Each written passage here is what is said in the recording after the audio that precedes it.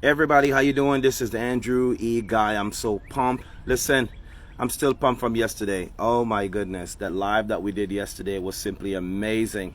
We talked quite a bit about how to recognize your triggers, and what to do about them, how to control them. Go check out that live at the IG. Really good information. So today, I just want to talk to you briefly about how to live your own life, right? And it doesn't mean people would say, oh, well, you're living life on your terms, right? But what I want to talk to you about is how to live the life you want to live instead of doing it to please others. The nicer version is stop living the life people want you to live. Stop living the life that people want you to live. Because at the end of the day, it's a vicarious operation, meaning that they're living their life through you. And a lot of times when this happens is because parents do it a lot. They're living this life because it's something they didn't get to do. They didn't get to do. They didn't get to play the sport. They didn't get to go to university, or they didn't have the opportunities to do certain things. So it's like, no, no, no, no, you got to do that. So now they impress it upon their kids and push them to do things that the kids themselves really don't want to do. But parents are doing it because they feel that, well, it would benefit the child. And the next part of it is simply that if I push my child to do something, then it's almost like me fulfilling a dream through my child, right? So you don't want to do that. So this talk really is to, one, encourage parents to make sure that they're doing something that they want to do. A lot of parents get trapped into this mindset where I have sacrificed everything for you, and so now it's time for you to give back to me. Or I have put all my dreams aside so I can make sure you're taken care of. And so now it's time for you to kind of, well, do what I ask you to do. And so we have relationships get disrupted. We get relationships get broken because these kids don't really see it that way. They have some dreams for themselves, they've got some aspirations for themselves that they want to accomplish.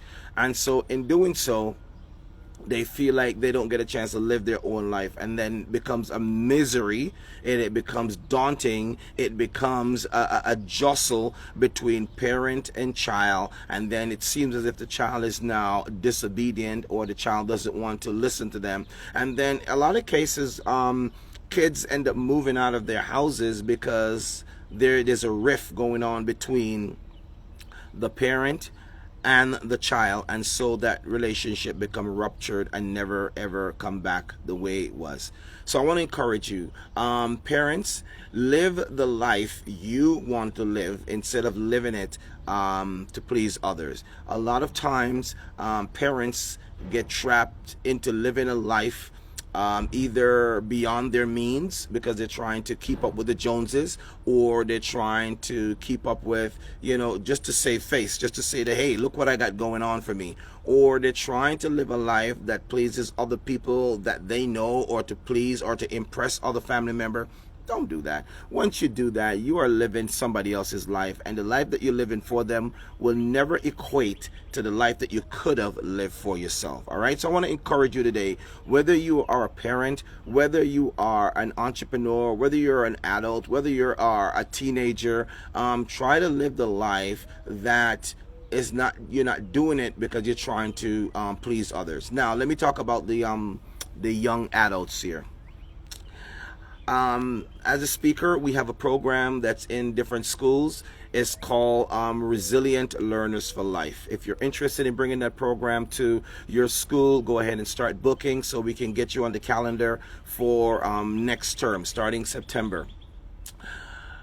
Resilient Learners for Life really take into consideration the things that students are going through.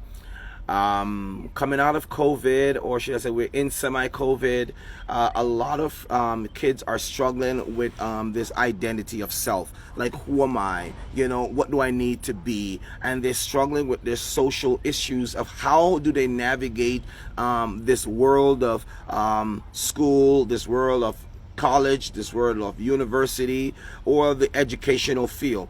And so they struggle with that. And so they find themselves getting into situations that they really don't want to get themselves in, situations that they really didn't intend to get in. They started hanging out with the friends that they didn't mean to get involved with, but they're doing it because it's a way to make them feel accepted. It's a way to make them feel, I'm outside here at my house, and so they're doing some construction on the road here, so that's why you're hearing all that noise. All right, pardon me. It's a beautiful sunshine. So I just came from a 5K run. I think it's probably about 4K, and so I'm out here catching some vitamin D because I don't get this in the winter, right? So that's why I'm talking to you right now. But anyway, let's get back. The program Resilient Learners for Life, you can go check it out, resilientlearnersforlife.com. It's a program, it's an in-school program. We're going to also venture out into the online portion of that program. And what it is basically is to help to build students' self-esteem, to work on their self-confidence, work on their self-image, so they can be comfortable in their own skin, so they can first accept themselves before they go off trying to get other people to accept them. Because 90% of the time, that's what's happening.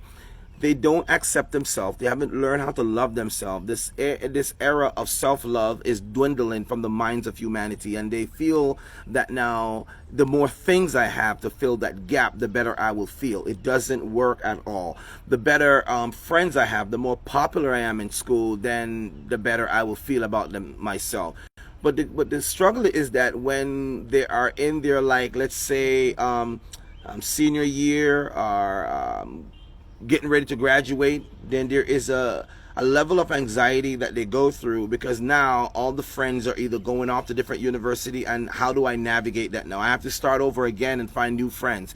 This also happened when they just get into the school, probably elementary, where they don't have any friends. They're now leaving home, leaving siblings, and so I'm going into the school, but oh my gosh, what do I do? How do I make friends? Who do I trust? All of these are things that kids go through that we don't really address, that the school system don't really get a chance to address. Why? Because they're busy following a curriculum that says teach them how to cross the T's and dot the I's, right? So that's kind of what it's about.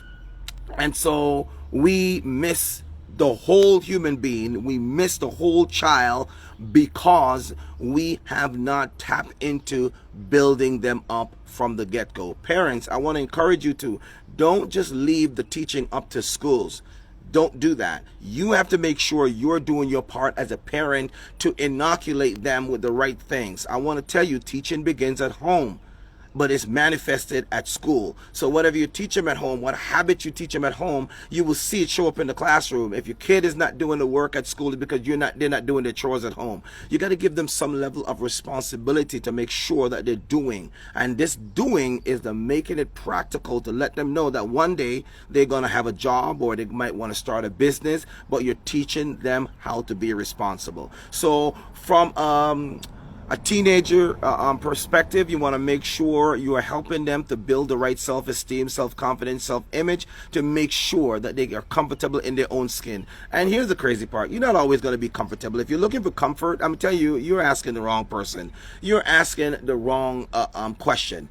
It's not about being comfort. A lot of time being discomfort, experiencing discomfort, helps you to grow. I always use this analogy, and I said, like, life is your sharpener, right? And you are the pencil. But if you don't go to the sharpener, you won't have a point to make. You can't write a vision for your life. So I want to make sure that you are experiencing some level of discomfort, because then that way it's going to help you to make sure that you're doing what you're supposed to do, and you don't rely on comfort. Because whenever the bottom gets knocked out from underneath you, you're not shocked. You're not shook. You know that, hey, this is just part of something, part of life, and I can get through this. You can weather the storm. So let me wrap it all up together. When we talk about living, or stop living the life people want you to live, Listen, get to know you first. Spend some time with you, yourself, and you. And when you do that, get to understand the things that you like.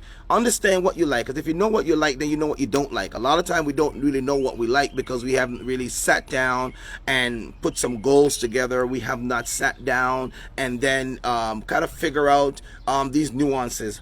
What are some of the idiosyncrasies that we kind of, make us feel good about ourselves or separates us from other people? We don't have to be like everyone. Remember, we have 5 fingers. No, we don't. We have 4 fingers and 1 thumb. And so what it is, each of these prints on each finger or digit are different. They're different for a reason. And it's a perfect example that you're not going to be like everyone else. You're different. You have skills, you have talents, you have expertise, you have thought patterns that are not like everyone else. So you might as well start loving yourself. I want to encourage you to go out there and go to ResilientLearnersForLife.com. ResilientLearnersForLife.com. Click on there, book us to come and do a program with your school. It's an amazing program. There's a continuity program too that we're putting together where you can access information online. When we're not speaking at your school, you can always go in and access it. So go and check out the program, ResilientLearnersForLife.com. Okay, and that's all I wanted to talk to you about today. And if you're interested in getting copies of my book, go to AndrewGuySpeaks.com and work your words, The Anatomy of the Kingdom, and my new book that's coming out called Win Where You Are. A lot of resources are coming out, and I just kind of want to let you know what's going on, what's coming down the pike, and get ready for Greatest Impact University. It is coming, it's on the way, and we're going to be launching to give you some of these great content that you can consume. It's a membership site. You can become a member of this site and you can get information, real information. I'm not talking about sugar-coated stuff. I'm not talking about the stuff that you only get when people wear their suit and tie. I'm talking about real information that you can use that makes it a practical life. Does that make sense? So sometime I'll come on and I'm not going to be dressed up. I'm just going to be like this, coming from a run. See me? I'm looking like this because I'm just coming from a run, and that's okay. But I want to give you meaningful information so you can connect the dots and have a practical experience in this thing called living. My name is Andrew Guy. I want you to follow me out there on YouTube. That is youtube.com/AndrewGuySpeaks. Follow me out there on the Instagram at Andrew Guy Speaks. Recommend me to come and speak to your school and or your organization. More information about that, go to AndrewGuySpeaks.com. Ladies and gentlemen, that's my time. I'm grateful for the opportunity to just come and share with you and help you to understand. I want you to stop living the life that people want you to live and start living the purposeful life that's inside you that you were created to do. Until then, peace.